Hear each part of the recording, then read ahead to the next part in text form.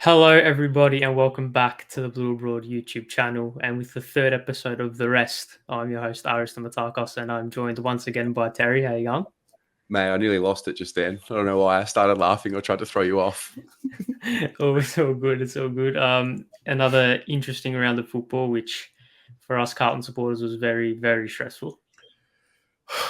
Very stressful. We are filming this Monday afternoon, pretty much, almost 24 hours after the final siren.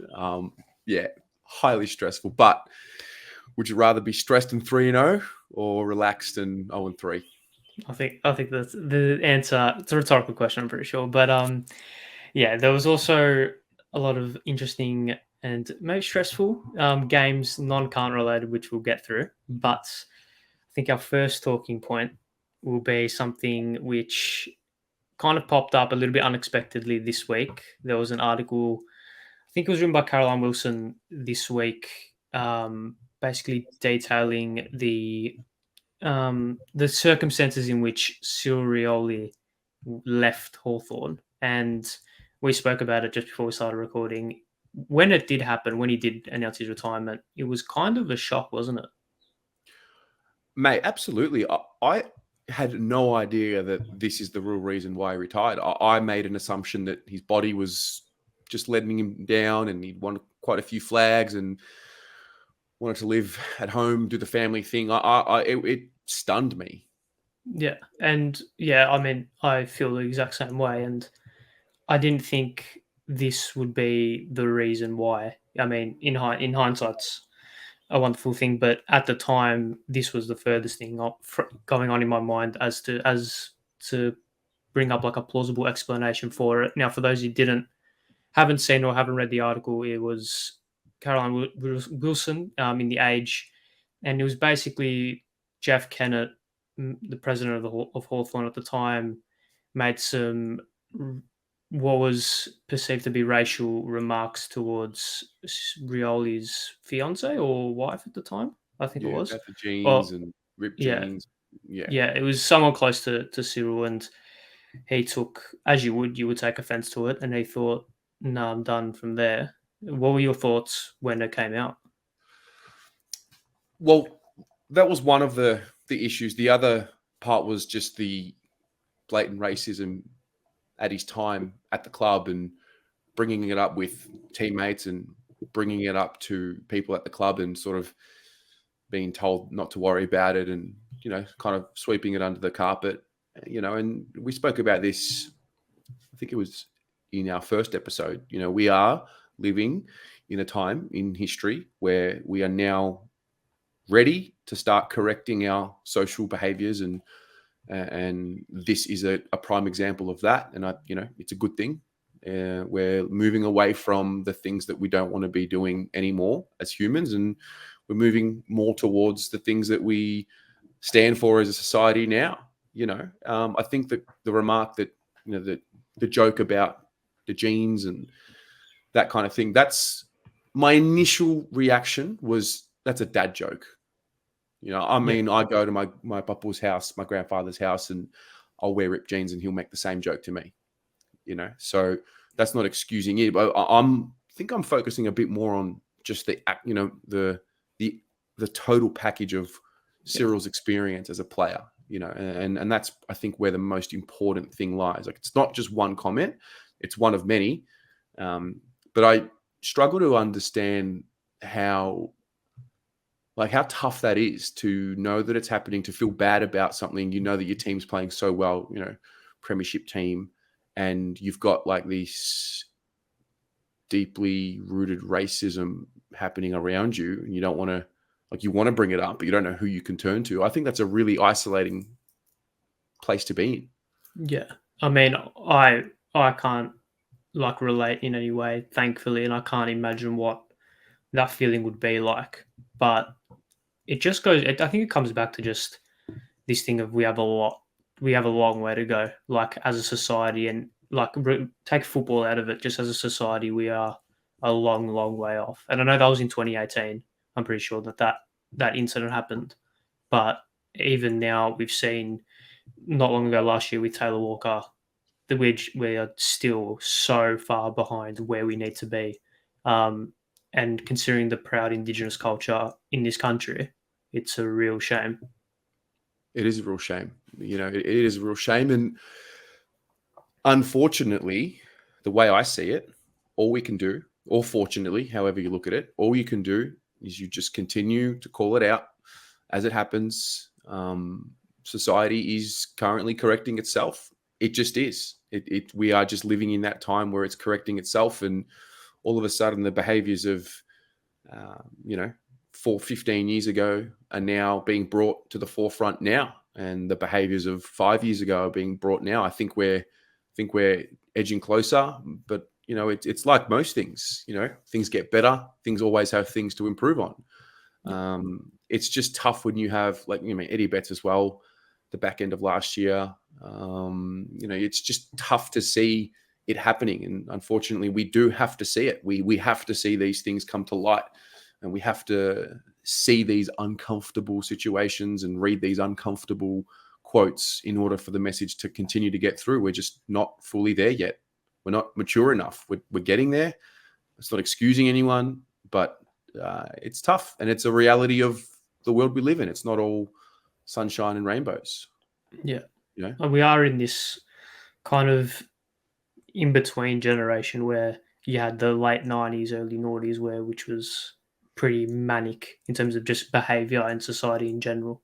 Like you had that whole rebellious culture and then stuff like that, which now it's kind of, we're swinging it back. But I think as a society, we've got to be careful not to swing it all the way the other side. And that's what we're going through at the moment. We just need to find this middle ground where you need to call out and need to acknowledge what we did wrong, but then figure out a way to rehabilitate as a culture and as a society.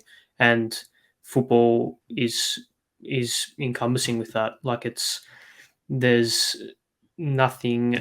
Footballers and football organizations and teams aren't immune, and they're not invincible to anything bad.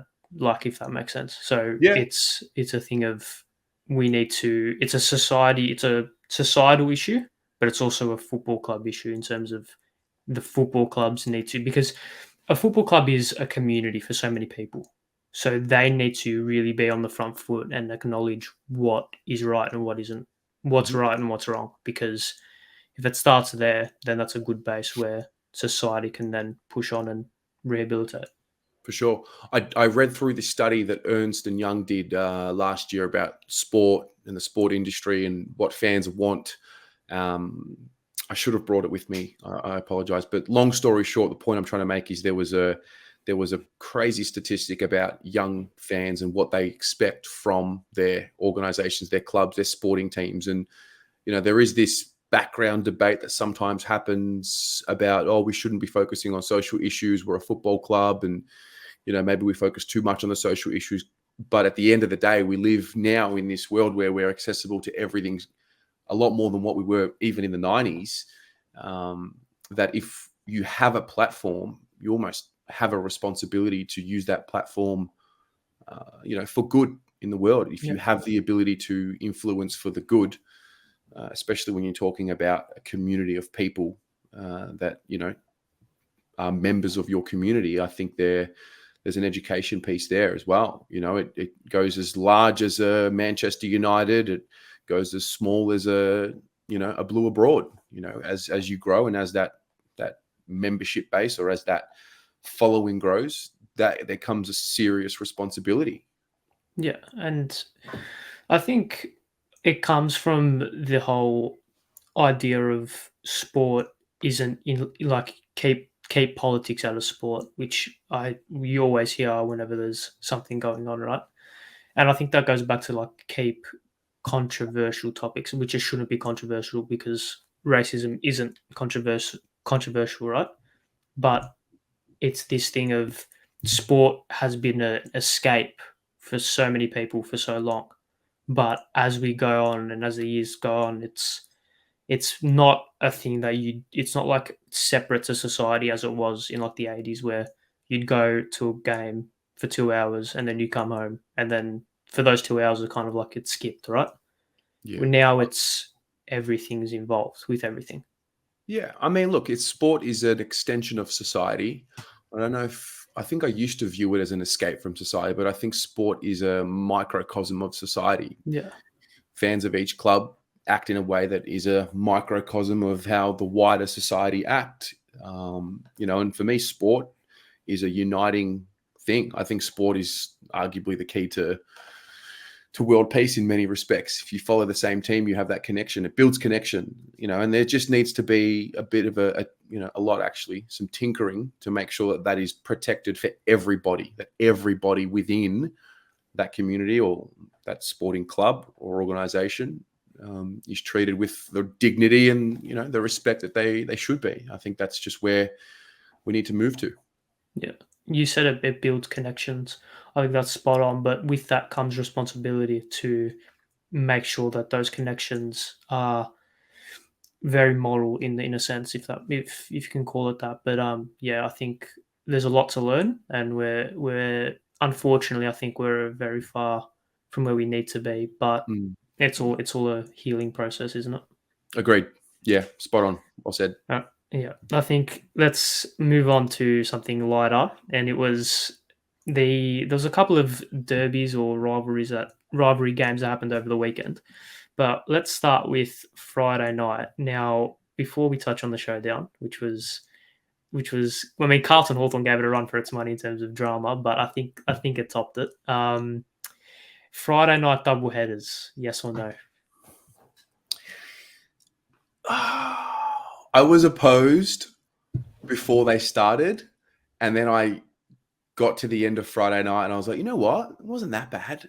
I like the overlap. I would like there to be a bit more of an overlap. What I mean by that is like let the halftime siren of game 1 coincide with the first bounce of game 2. Okay. That would be my only adjustment if they're going to do it. Ultimately, I think it was done because of the AFLW prelims. Yes, I think they wanted to keep Saturday. I'll vote for that. Yeah. So do I want double headers on Friday night all the time? Probably not. But it's I don't really care. Yeah, I'm the opposite. I don't like it at all. I'm strongly against it. Oh, mate, look at you. I'm a traditionalist when it comes to the fixtures. Okay. I don't even like Thursday night football. I'm not a fan of that. I'm coming to with it, obviously, because it's here to stay, I'm pretty sure. But yeah, I like the one game on a Friday, the 5 or basically from 1:10 till 10 o'clock at night on Saturday, and then the 3 games on a Sunday. But I know that in a couple of weeks, I think it might be in 2 weeks, they're doing, because obviously it's Good Friday, so they've got the Good Friday Peel game at 5:20, and then a game later on at about 8 o'clock, or Victorian time anyway. I like that. I think that's a good way to do it, because obviously it's a public holiday, and what the Good Friday Peel game is beautiful. That game is always a highlight of every season. So I don't mind it in that sense, but 2 games on a Friday night, I'm not a fan, to be honest. Fair enough, mate. If it's a big issue for you, then we need to rectify it and fix it. Yeah. Well, I don't think it's a permanent thing. I think it's just out of I think they just sort of needed to do it just for the AFLW, but I'd be surprised if they bring that in as a regular thing. I mean, obviously you mentioned the Good Friday thing, but I think the overlapping 7:20, 8:20 game, I don't think that's going to happen too many times. I think there might be another one coming up. Really? That. I'm pretty sure, because that's why I wanted to bring it up. Well, so is that because of the AFLW Grand Final, maybe? No. So round 8, you have Port versus the Bulldogs at 7:30. Yeah, and then Freo North at 8:40. Okay. Freo North at 8:40. Okay. Wow, I guess they're trying something. I have no issue with trying something new. I'm a big, traditionalist. If it ain't fixed, if it ain't broken, don't fix it. But I am a big advocate for innovation, and I think this game in particular needs innovation. You need to test things. if you're going to make it grow. And I think, fortunately or unfortunately for this game, it's a game that needs innovation because it's so far behind the other sports in the world in terms of viewership and whatnot. If they want to get that global audience, they might want to have to try new things. So I don't know. Do I want it to be a forever thing? Oh, mate, if the Blues win a flag and we're playing double headers on a Friday night, We can play on a Wednesday, I don't care. you know what I mean? Yeah. I know, well, you said like the AFL is very far behind. Obviously, in America, the NFL, they're like marquee game is, maybe it is, I don't know, but like the Monday Night Football is something that they heavily promote. And then you look at the Premier League where it's Saturday afternoons, like they rarely play night games. Whereas ours is Friday night, Saturday night are your marquee fixtures. So that is a interesting way to look at it when it comes to the fixtures and how it's different from the rest of the world. I'll tell you what. So the argument to play, how people, there's some traditionalists out there or whoever it is that, for example, Carlton, they want us to play home games at Icon Park. And we talk about how, attendance and we won't get as big a crowd as what we would at the MCG or whatnot.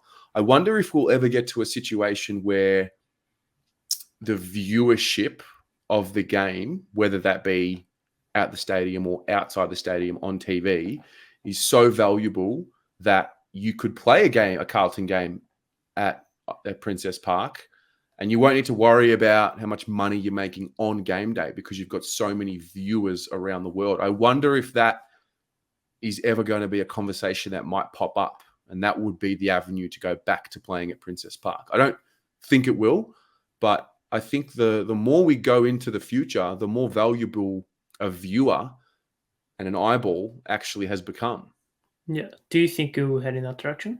I don't think so, but I think there's an argument to be made as to how valuable is somebody's eyeballs. I wonder what the cost per attendee at a football match actually equates to be when you think about ticketing and food and everything that everyone pays for. I wonder what that average cost is per person, as opposed to what the average cost of a viewer is on, one of these streaming platforms or on the television, because you've got opportunities for advertising and whatnot. So I think when the balance of that matches itself, if it ever does, I don't know what the numbers are. I think that's where the conversation might pop up again.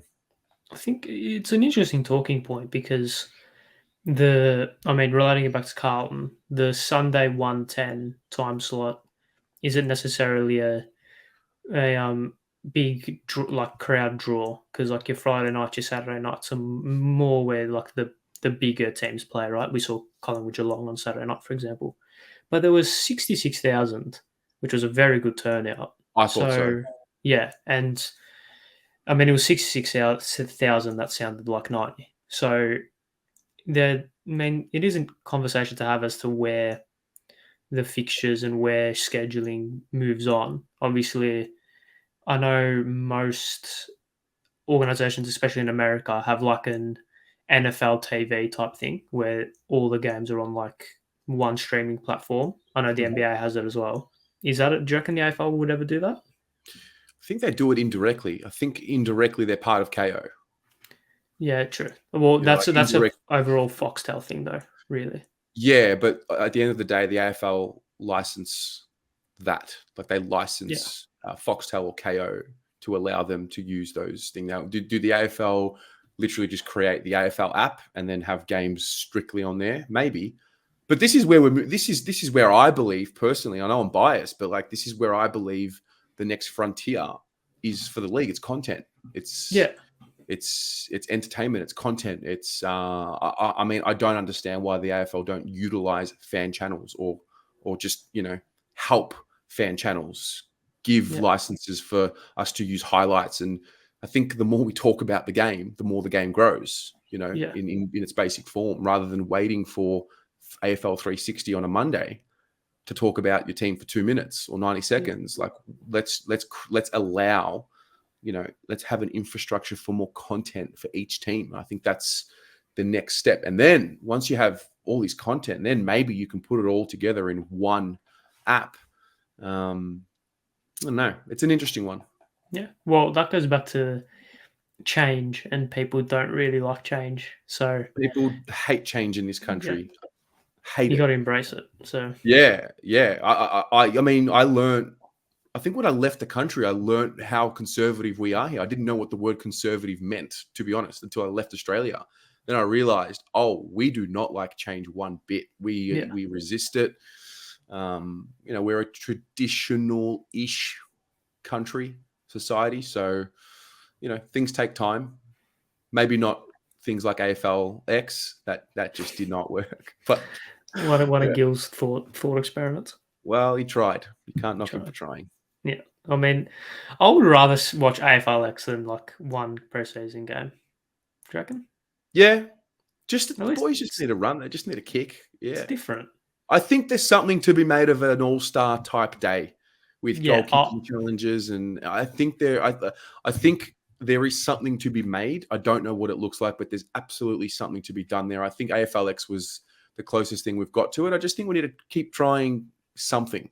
Yeah. Well, the NBA All-Star weekend, like I'll tune into that, and I'm not a massive fan of basketball, but I'll tune into the dunk contest and stuff like that, right? Yeah. And the All-Star game because it's good entertainment. So you spoke about content and trying to reach a further audience. That's a perfect way to do it. Yeah, I think so. Well, yeah, but then it comes down to like when you're going to do it, because that was a whole argument behind the state of origin. Like, when do we do it? Do we do it before the season? And then it's like, all right, what if you risk players getting injured? And then if you do it after the season, then what's the point? So, like, it's something we can never fix. Exactly. The original talking point was the showdown. So we've gone on a bit of a tangent, but what were your thoughts on that game? I'll be honest. I watched the first half. I fell asleep on the couch and I woke up to Jordan Dawson lining up for goal. I have no idea what Adelaide did in the second half to get. I just thought Port Adelaide had the game wrapped up. It's kind of why I almost fell asleep. Like I was starting to get a little bored. I was like, all right, well, they're going to run away with it. I tipped Port, and obviously that hurt. I think a lot of us tipped Port. But listen, fair play to Adelaide. Fair play to them. 100%. They grinded and they gritted. And I think it also goes to show from a Port point of view, and every team has this at certain stages, how important your best players are, especially your bookends. Alir and Dixon out just changes everything that team does. Yeah. And I mean, Adelaide didn't. I mean, I watched the end of that game because it ended, like the Essendon Melbourne game ended, and then I switched over. Adelaide didn't really do anything outstanding in the last quarter. They just kind of kept plugging away, kept going, and they just found goals from nowhere. Like Elliot Himmelberg kicked one from 50 off a step, and all of a sudden it's back to 2 goals. And then anything can happen.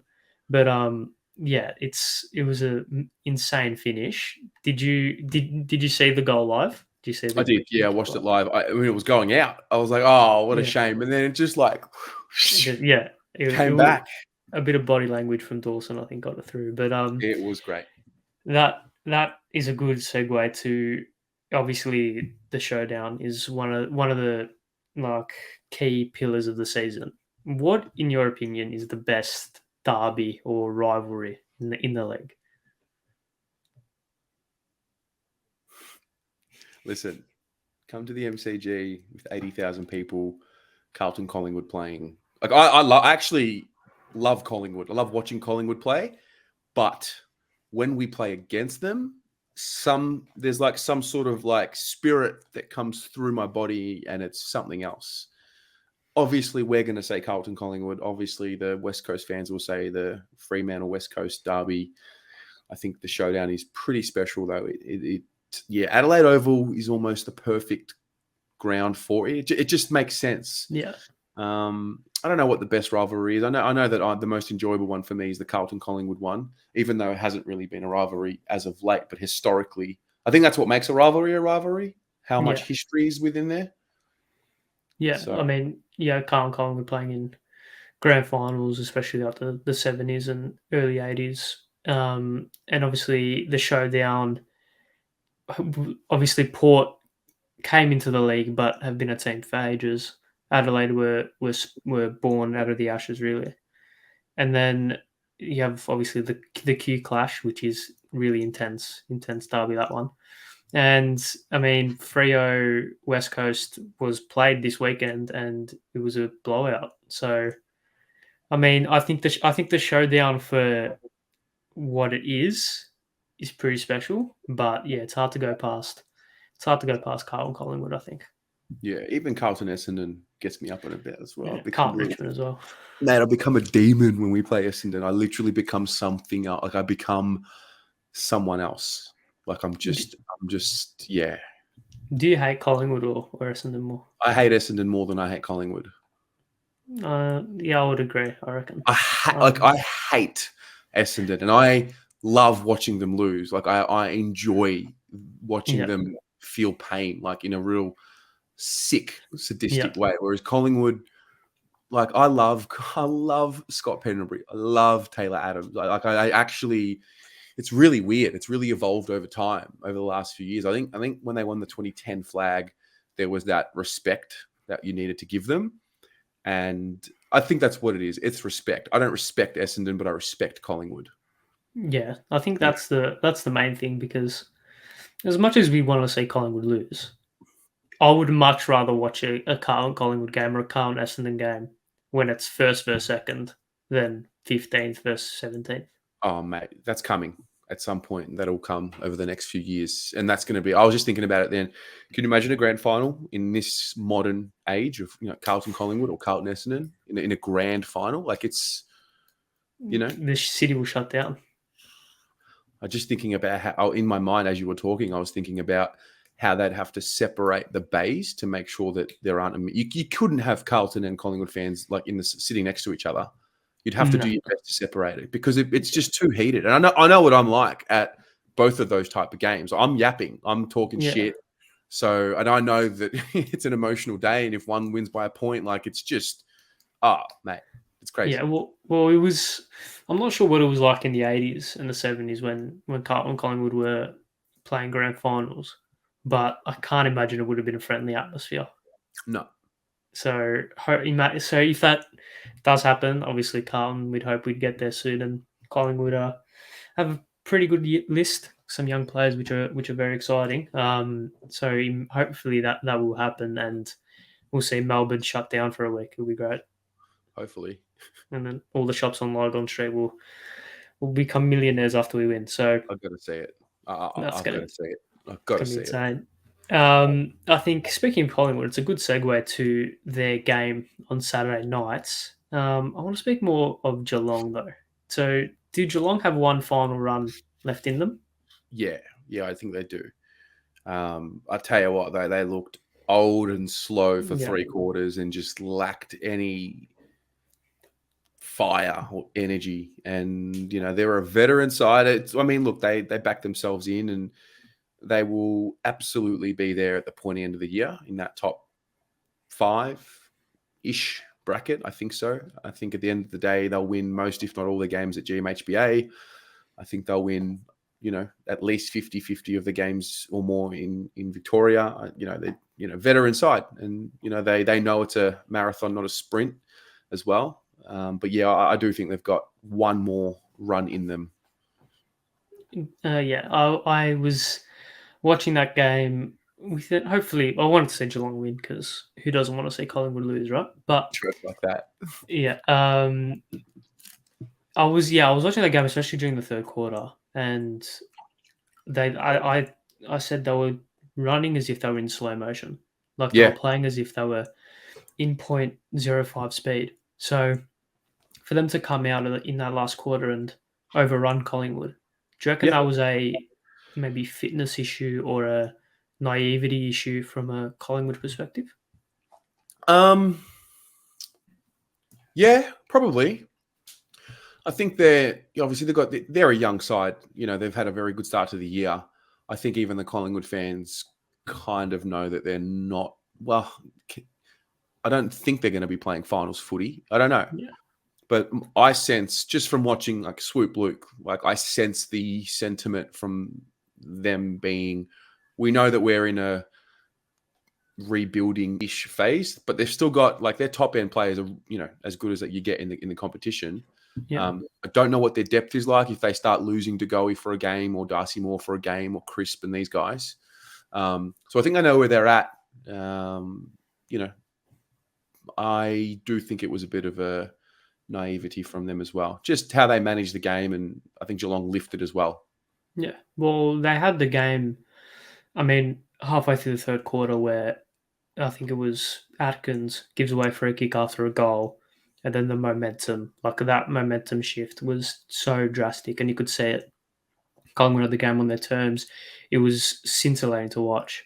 And then it almost just did a full 180 in the last quarter. And that will come with time because if that happens in 2 years' time, they'll know a three-quarter time, right, let's just shut the game down, fizzle it out, take all emotion out of it, and let's just coast to a 5-goal win. And good sides manage to win those games. And I don't think Collingwood are there yet. When a team comes roaring back from 7 goals down, like in the second half, good teams manage to hold on. And even if they fall behind, they'll peg them back and they'll just keep going. So Collingwood, fortunately for us, aren't there yet, but they're not far off.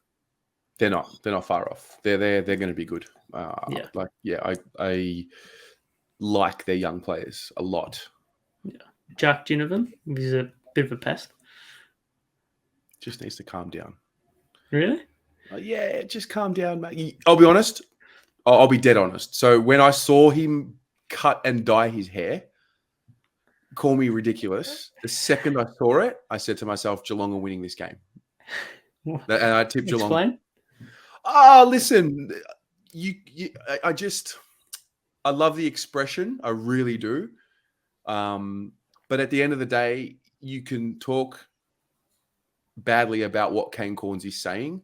I think there's a fraction of merit in what he's saying. Not the way he's being borderline bullying, but at the end of the day, which premiership team premiership team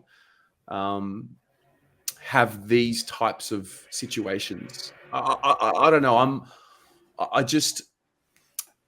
It's a hard one to articulate.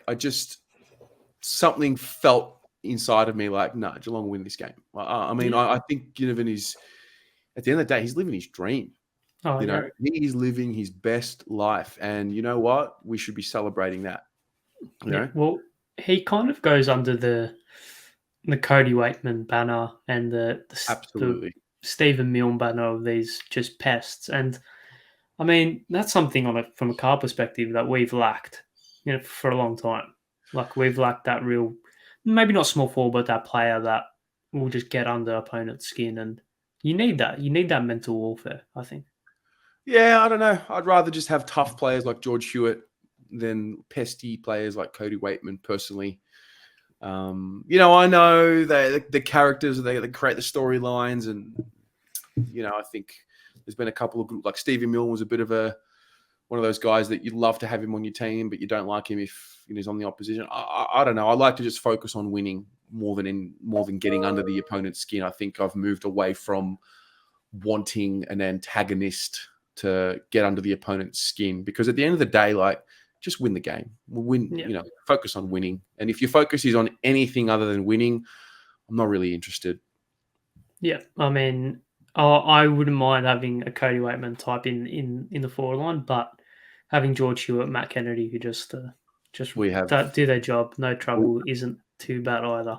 We have a better version of Cody Waitman. His name's Corey Durden. He doesn't worry about trying to piss people off. He just goes and kills them. Yeah, exactly. He hits first, asks questions later. Exactly. Correct. I think our last talking point will probably be a pretty sad one for people of this, or fans of this club, but North Melbourne are in real trouble, aren't they? Yeah, I mean, I see a lot of us back in the day in North Melbourne. It's tough. This league is tough, and they're gonna get more of those situations happening. They're going to have more of those losses. I think not too many. You don't want too many, but it's just one of those things. They've got to take a long-term approach, and they've got to get some good luck with their draft picks and their health, and they've got to get some things happen. And unfortunately, they're going through it. So but they do have a North, like the whole shin bone of spirit thing. That's a real thing, and I think that they can build off that. And I just think they need commitment from the group, and I think they probably need to put on some of them. Need to put on some size. They've got a couple of big bodies in there that are really good for them. I think they've also been hurt by some of the decisions they've made. Some of these contracts, haven't we all? We've all got them, So it's tough, but I never want to dig the heels into clubs that are going through that, because I know where we've come from. Yeah, it screams Carlton 2018, I think.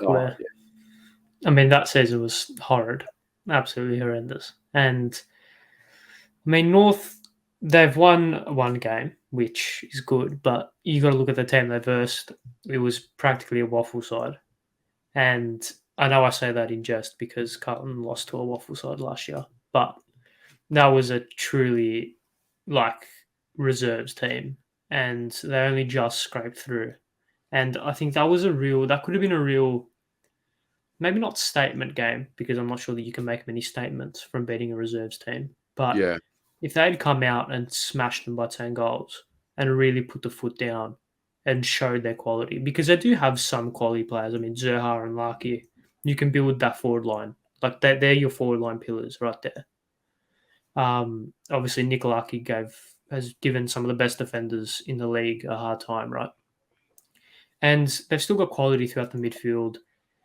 It's just not all clicking yet. They've got pieces, but they're just trying to find a way to make it tick. And I feel like they've got to make it tick sooner rather than later, because they've been low on the table for a while now, and it's got to start turning around quickly, you reckon? Yeah. I mean, listen, they finished the season. They got better as the season went on last year. They started pretty poorly. They had that really bad patch sort of early to mid-season. And then after the bye, I thought they played some pretty competitive footy. And they have the same list, if not a couple more additions. You lose Robbie Tarrant, that's massive loss to them. But you add a Hugh Greenwood. So I think they will be a lot more competitive as the year goes on. I actually love a lot. If you think about it, if you look at them, there's some serious pieces there. Yeah. Their midfield's solid. I think, they've got guys like Taron Thomas and Stevenson who just aren't consistent, but they're super talented. Yeah. They're super talented. I think Luke Davies-Uniacke's really coming on. Like, Jai Simpkin is one of the most underrated players in the league, I think. I think he's a star. Greenwood's just tough as nails. And then, you mentioned those forwards. But even like someone like a Zerha, he's got to just go up a level, I think. So, and I think, you don't know your weaknesses until 2-3 years later, I reckon. Because, I mean, Carlton in 2019, we thought we had everything there. We just needed to mold it. And you look at our list compared to then and then now, it's pretty much completely. Oh, it's not completely different, but there's been drastic changes. Yeah. So they just need to see this tough period out, and then in 3 years' time, 4 years' time even, they're going to look back at this list. They're going to take the pieces that were good, and they'll still be there, and then they're just going to put role players around them and make sure that it all fits together. But I think they're under good leadership, and I think they'll be okay sooner rather than later. You'd hope for them. I hope so for them, for the competition. Yeah. I think it's time to move to the moments of the rounds. Now, the moments of the round is pretty much a thing where every round there will be a moment of the round, as it says on the tin. But at the end of the year, you will vote, or the audience will vote for a moment of the year. And for the last 2 weeks, it's been pretty cut and dry, and I think it was as well this week. Jordan Dawson after the siren, the first after the siren kick to win a game this year. It was pretty memorable. Oh, mate, I don't know about you, but I thought Jack Silvani's goal was the moment of the round. Oh, maybe for us. Maybe for us. Maybe for But, us. Yeah, that Jordan Dawson. That's the quintessential moment.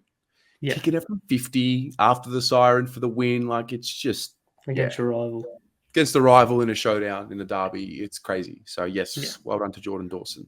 I think it was a weird kick because I thought it was going wide. I think everyone thought it was going wide, and then a bit of reverse spin saw it through, which sent Adelaide Oval into raptures.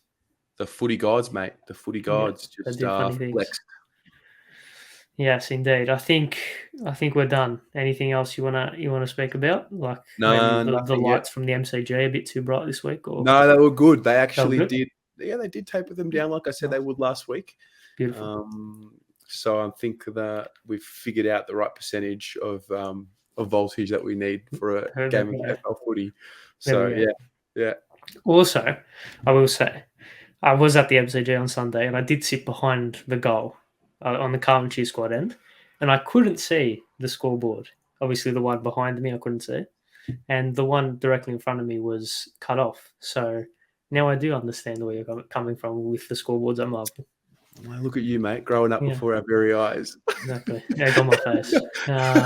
There you go. Maybe we should just have all our games at Marvel, so then we can all see the scoreboard. So we could all see the scoreboard. Next time we're at Marvel, you will look at the scoreboard and you'll be like, "Oh, okay. I'll be thankful." I get it. Done. Yeah. All right. We're done for today. Terry, thank you very much for joining me. Thank you very much for watching. Leave your thoughts in the comments below, and go the Mighty Blues. Go Blues.